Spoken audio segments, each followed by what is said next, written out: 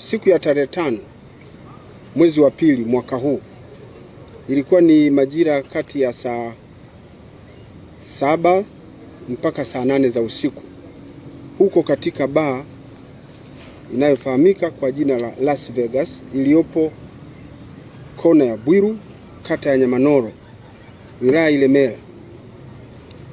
Mwanamume mmoja kijana ambaye anaitwa Mzafaru Faisal Yunus, umri wake ni miaka 26, ni mfanyabiashara na mkazi wa eneo la Mbugani, aliuawa kwa kushambuliwa kwa ngumi, mateke na vipande vya mbao, bomba la chuma katika sehemu mbalimbali za mwili wake baada ya kushindwa kulipa bili ya vinywaji ambayo ilikuwa ni kiasi cha shilingi 8,000. Na hela hizo alikuwa anadaiwa baada ya kunywa pombe katika baa hiyo ya Las Vegas.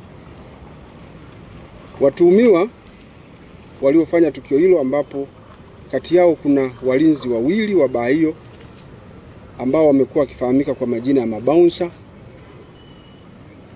lakini pia meneja wa baa hiyo alishiriki kikamilifu, wafanya usafi na watu wengine ambao waliweza kutoroka kabla ya kukamatwa. Baada ya kushambuliwa huko, taarifa zilifika kituo cha polisi, ambapo mhanga yule, kwa sababu alikuwa amejeruhiwa, alichukuliwa na kupelekwa katika hospitali ya rufaa ya mkoa wa Mwanza Sekoture. Lakini ilipofika tarehe 6 majira ya saa 6:30 za mchana, basi kijana huyo aliweza kupoteza maisha wakati anaendelea kupata matibabu katika hospitali ya Sekoture. Jeshi la polisi sasa liliendeleza upelelezi wa kina kuhakikisha kwamba linawakamata wote waliohusika na lile shambulio. Tarehe 15/4 majira ya saa 11 jioni, wakati uchunguzi ukiendelea, tulifanikiwa kumkamata mtu mmoja anaitwa Yona Paul Peter, mlinzi.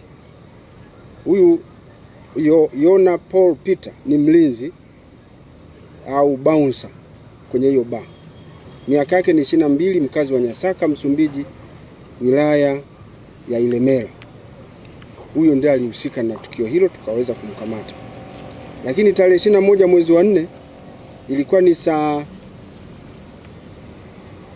7 za usiku huko Mwakitolio mkoani Shinyanga, mtuhumiwa Hamisi Juma Musa, miaka 27, ambaye anafanya kazi ya usafi katika baa hiyo ya Las Vegas na mkazi wa Ilemela, pia alikamatwa akiwa amejificha mara baada ya kufanya tukio hilo.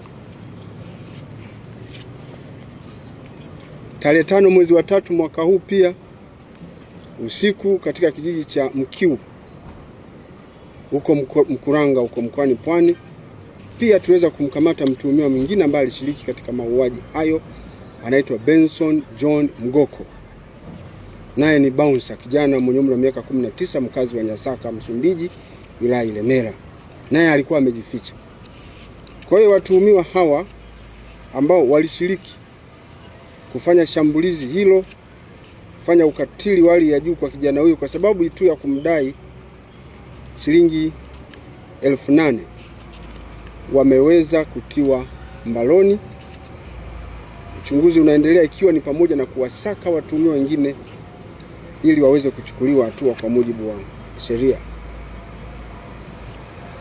Kutokana na tukio hilo, jeshi la polisi katika mkoa wa Mwanza tunazidi kutoa msisitizo kwa walinzi wanaolinda hasa kwenye baa na maeneo mengine kuacha tabia ya kugeuka mahakama na kutoa hukumu kwa watu wasiostahili na ambao hata hawajawasikiliza.